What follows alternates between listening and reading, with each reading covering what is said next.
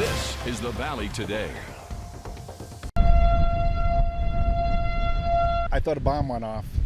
I mean, the shrapnel everywhere, houses gone.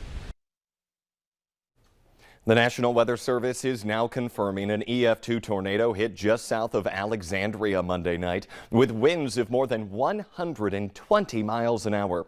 At least 75 structures in the small town of Fargo were totaled or severely damaged. Survey teams are also confirming an EF1 tornado in Eagle Bend, that's about 50 miles to the north of there, and also one in Plato, that's a town near the Twin Cities. And there is major cleanup from those storms going on all over. We'll check in on what's happening in Battle Lake, Minnesota in just a few minutes. But first, we want to head on over to meteorologist Lisa Green for a check of your forecast this morning. Lisa, June 1st, unofficial start to summer. Doesn't feel like it when you walk out the door, though. No, it looks like it. We've got a beautiful view on our sky cam, but yeah, stepping outside, you're going to want the jacket this morning. It's cool out there. Beyond that, though, it is a good day. If you've got some cleaning up still to do, yesterday was just miserable to be outside. Today will be a much better day for that. We're looking at 40s coming up here for this morning as you're stepping out the door. It's only 41 in Fargo and in Grand Forks. Plenty of sunshine, though. And in Jamestown and Bemidji, we're at 44 on opposite ends of the valley, and some mid-50s in Fergus Falls, or rather mid-40s in Fergus Falls and in Devil's Lake. Now, one area of concern is over in the southeast. This is a look at our visibility map. We've got 10s almost completely across the board. That's 10 miles visibility. That's the highest that we can get here. And we've got one area that's been struggling quite a bit with some fog here this morning. Wadena still reporting visibility down to 0. We were much lower in Park Rapids and Detroit Lakes last hour. Those numbers have come up pretty quickly here. I like to see that. And hopefully we'll see Wadena come up too now that the sun is up and shining and hopefully helping to scatter out that fog for us here today. But in the meantime, be careful in those areas with the visibility as low as it is. And then beyond that, it is clear. We have most areas reporting clear skies with just a few clouds drifting through in the southern valley here this morning. And we may see a couple more clouds in those places in the south today, off and on some more partly cloudy skies. Northern valley more on the mostly sunny side all day. Here's a look at our conditions. It's going to be milder today. Now, we will have drier conditions too, two very good things, but the wind does come back. We'll see westerly winds here by the afternoon, by midday and into the afternoon. That will be steady into the teens. Gusts will get into the 20s to about 30 miles per hour. So breezy weather, not as strong as yesterday, but still on the breezy side here for today with conditions that are looking pretty good otherwise for your Wednesday and yes, the first day of meteorological summer, which is what us in the weather world refer to as summer months of June, July, and August, because this is when we typically experience summertime temperatures. Not quite there yet, though. We'll let you know if we see those temperatures warm up at all in the extended planner coming up here in just a couple of minutes.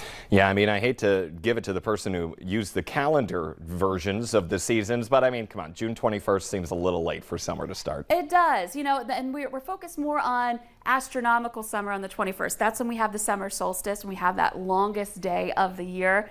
But it doesn't necessarily reflect the weather. And so that's why we talk about it shifting a little bit here in the weather world. So that kind of explains that for you. But hey, we're still getting daylight. That's something to be excited about, even if we're still not feeling like summertime just yet. It sure is. Love that sunshine. Lisa, thank you this morning.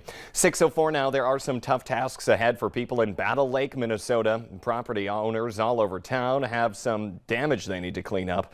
Valley News Team's Nushay Taylor gives us a look. I'm going to get tears just thinking about it. You never think it's going to happen to you. Husband and wife Gerald Holo and Jerry Wilmore have lived in their home for the last 20 years. But now the home they've raised their family in looks a bit different. We've got 2 trees here that were on the roof. The powerful winds during Monday night's storm were strong enough to uproot several more trees across the family's property. It was loud. It's like they say, like a loud train. And nothing was safe, including a few vehicles parked in the driveway. We heard that roar and we hit the basement. Wilmore says the storm rolled through in less than 10 minutes, but it was enough to cause havoc. Look at the mess we have to clean up. Overwhelming. The couple says in the last 2 decades they've lived there, this is the first time they've seen this kind of damage. This is the bad part, the hole in the roof. The storm also knocked down power lines, leaving the family without electricity and water. But while the damages can be fixed, loved ones are irreplaceable. And the pair says they are happy their family was not harmed, but they advise others to remember to always take caution. I am telling you, when you are told that there's a storm coming, you don't stand at the window and watch. You take the warning serious. In Battle Lake, Nisha Taylor, Valley News Live. Our weather team would agree with that advice. Other people in town tell us that several power lines are still down across that area. It's unclear when the power will be fully restored. Fire crews are still monitoring for hot spots at a massive warehouse fire in Wadena, Minnesota that rekindled hours after crews left. It started Monday, then restarted around 3 yesterday morning. Wadena was under a shelter-in-place for a time because of the chemicals stored at that ag facility.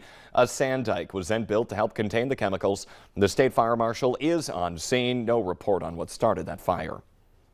2 Minnesotans have filed federal civil rights lawsuits against the city of Minneapolis and former officer Derek Chauvin, alleging they were traumatized in 2017 when Chauvin used what they call his signature move of kneeling on a subject's neck, which is how he killed George Floyd in 2020. Both lawsuits filed yesterday claim racism was behind his actions. Both plaintiffs are black and Chauvin is a white officer. Police are now identifying the man found dead outside of a Grand Forks apartment building as 27-year-old Daniel Sanger. He was found unresponsive on Sunday in the 1100 block of 25th Avenue South. Police say there are no obvious signs of trauma. They're asking anyone with information on this case to contact Grand Forks Police. Fargo police are sharing video of a new way that they're trying to deter racing and speeding on some city streets. They're taking to the sky and partnering with West Fargo PD, the Cass County Sheriff's Office, and the North Dakota Highway Patrol. They use a plane with a camera attached capable of tracking the movements of people who are driving. People who are driving, rather. Police say it has been a problem all around town, but especially in that area of 52nd Avenue South. Police say they plan to follow up with people who they have identified as street racing suspects. We are all itching to dive into summer, some of us quite literally with that. And today the temperatures should be just warm enough for area pools to open up. The Valley Today's JC Dodd joins us live from Davies Pool in South Fargo with everything you need to know before you head out for a dip. Good morning, JC. A little cool out there now, though, maybe to be taking up the water. Yes, Jordan, if I am going to go swimming today, I will for sure still be wearing this jacket and probably some long pants because it is still chilly out here, a very cool, unfavorable start to June. But despite that, West Fargo and Fargo Park District say the pools will finally open today, a few days later than initially scheduled because of the storms and the cooler temperatures. But they say all you need is 62 degrees Fahrenheit by 1 p.m. and the doors will open for anyone to come in and splash around. I know it has been a long winter, so a lot of people are ready to get in there and have some fun this summer. Now, there are some changes for the Fargo pools. There's several pools around the town, and you no longer have to sew on those season passes. If you are one of those season pass holders, no longer have to sew them onto your suit. You can just purchase a scanner card, and it's similar to a gym membership. You can scan in, super easy.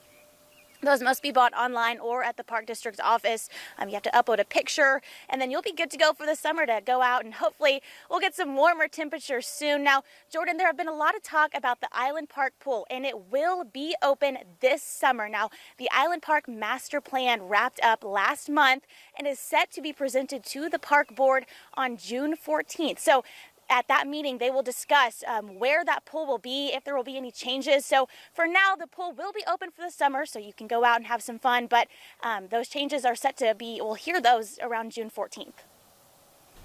A lot of people excited for summer to come and take a dip into it, quite literally. JC Dodd reporting live in South Fargo this morning. Thank you. It looks like a good outcome to what must have been a frantic couple of minutes for one Fargo family when a child falls out of a fourth-floor apartment. But next, a little cool today to go swimming. However, we know the kids, they just really love water, so as long as it's sunny, they'll probably be happy with it. We should reach just warm enough for those pools to open as well today. Lisa Green lets us know what to expect in that Wednesday forecast.